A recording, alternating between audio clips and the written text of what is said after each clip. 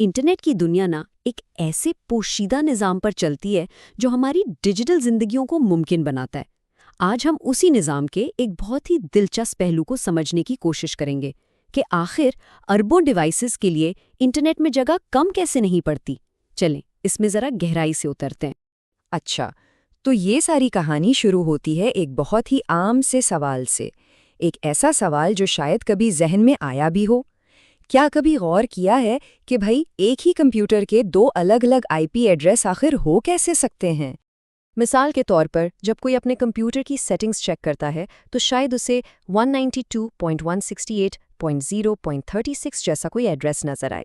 ये है उसके घर के लोकल एरिया नेटवर्क यानी लैन का एड्रेस। लेकिन जब वही शख्स किसी वेबसाइट पर जाकर व्हाट इज़ माई आईपी लिखता है तो उसे 49.36.121.215 जैसा बिल्कुल मुख्तलिफ एड्रेस मिलता है, जो कि पब्लिक इंटरनेट यानी वैन पर उसकी पहचान है। तो भाई ये आखिर माजरा क्या है? ये कोई खराबी या गलती बिल्कुल नहीं है। दरअसल ये एक बहुत बड़ी आलमी मुश्किल का एक इंतहाई ज़हीन हल है, जिस पर हमारा पूरा जदीद इंटरनेट इन्हिसार करता है।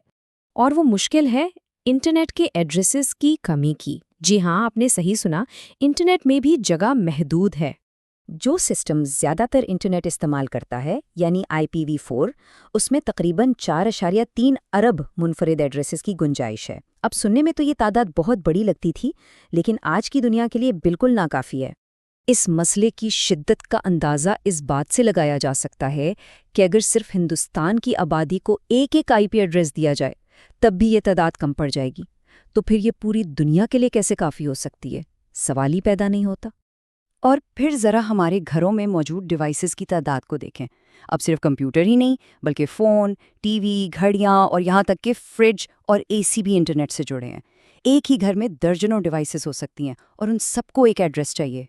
दिलचस्प बात यह है कि माहिरीन ने इस मसले को 1990 की दहाई में ही भांप लिया था। उन्होंने दो हल निकाले।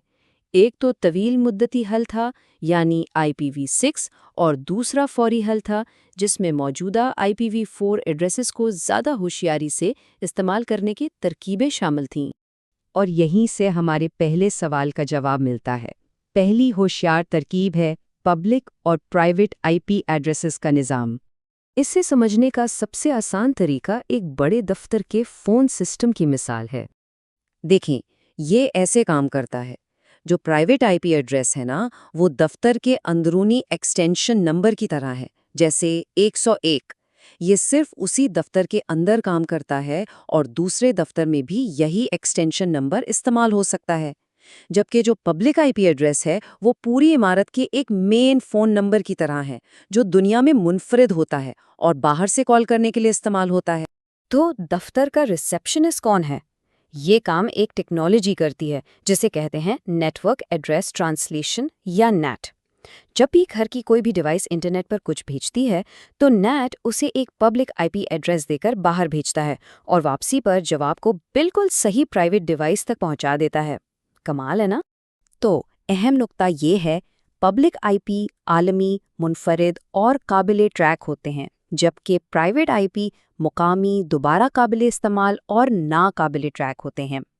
इसी निज़ाम की वजह से एक ही पब्लिक आईपी एड्रेस के पीछे सैकड़ों प्राइवेट डिवाइसेस आराम से काम कर सकती हैं।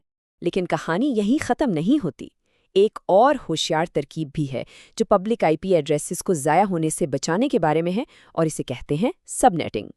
सबनेटिंग का सीधा सा मतलब है कि आईपी एड्रेसेस के एक बड़े ब्लॉक को ज़रूरत के मुताबिक छोटे छोटे हिस्सों में तकसीम कर दिया जाए ताकि कोई भी एड्रेस बेकार न जाए।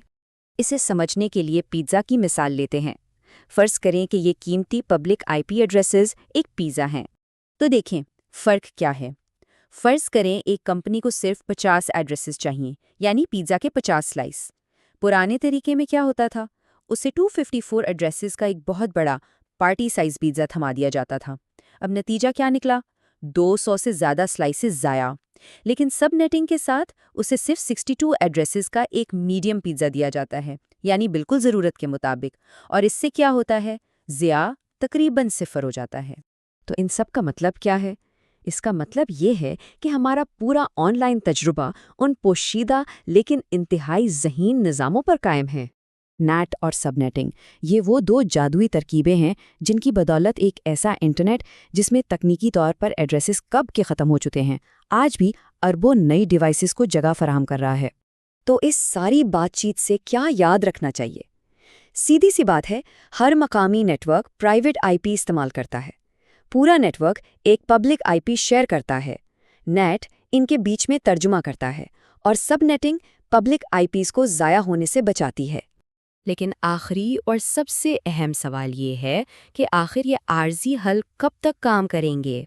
اس کا مستقل حل ہے IPv6۔ یہ ایک نیا سسٹم ہے جس میں اتنے زیادہ ایڈریسز ہیں کہ ان کا ختم ہونا تقریباً ناممکن ہے۔ اگرچہ اسے اپنانے کا عمل تھوڑا سست ہے، لیکن اس میں کوئی شک نہیں کہ یہی انٹرنیٹ کا مستقبل ہے۔